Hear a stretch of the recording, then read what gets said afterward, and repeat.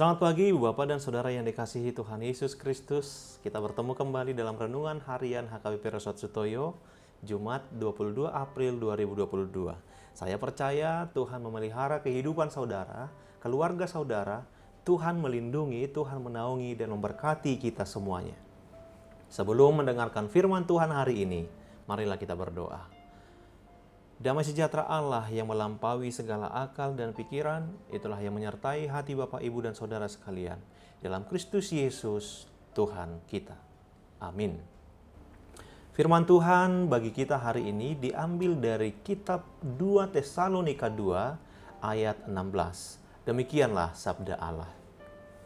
Dan Ia, Tuhan kita Yesus Kristus, dan Allah Bapa kita yang dalam kasih karunia-Nya telah mengasihi kita dan yang telah menganugerahkan penghiburan abadi dan pengharapan baik kepada kita. Demikian firman Tuhan. Allah sumber pengharapan dan penghiburan.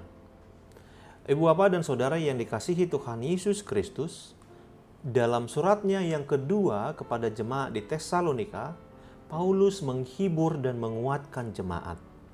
Jemaat sedang dalam ketidakpastian. Benarkah Yesus akan datang kembali seperti yang dijanjikannya?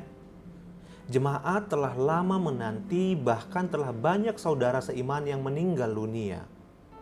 Mereka juga mengalami penindasan dan penganiayaan yang berat dari orang-orang yang tidak menyukai kekristenan dan bahkan penyesatan-penyesatan yang menggoda mereka untuk menyangkal Kristus.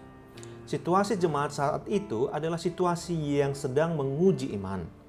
Paulus mengingatkan jemaat di Tesalonika, juga kita sekalian, bahwa orang-orang percaya adalah orang-orang yang dipilih Allah untuk diselamatkan. Karena itu, jemaat harus tetap kuat dalam pengharapan kepada Kristus, walaupun dalam menghadapi penganiayaan dan kenyataan hidup yang berat. Iman harus tetap bergantung pada Kristus sehingga tidak goyah dan terombang-ambing oleh situasi dunia. Saudara di dalam Kristus, dalam teks kita hari ini, ayat 16 dan 17 adalah satu kesatuan yang tidak dapat dipisahkan. Dari sana ada dua hal yang disampaikan Paulus. Yang pertama, Paulus mengajak jemaat untuk percaya bahwa Allah mengaruniakan penghiburan yang abadi, penghiburan yang tanpa batas, serta pengharapan yang baik. Baik di sini menunjuk pada indah, benar, dan ideal.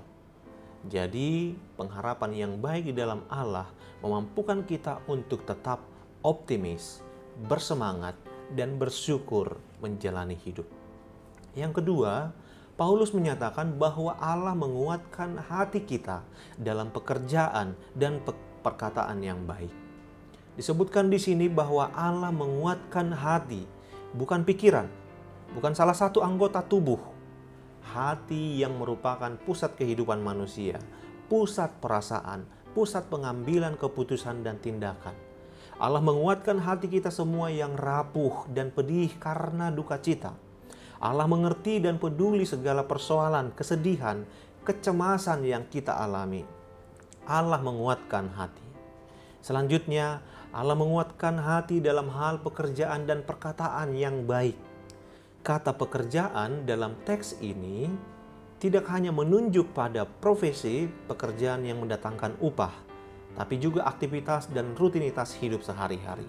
Jadi Allah menguatkan hati kita dalam seluruh totalitas kehidupan kita. Allah juga menguatkan hati kita dalam perbuatan baik, perkataan baik, agar dalam setiap duka cita dan penderitaan kita mampu menyampaikan perkataan-perkataan yang menghibur dan yang membangun, meneguhkan iman, bukan perkataan yang menyesatkan atau mengendorkan iman.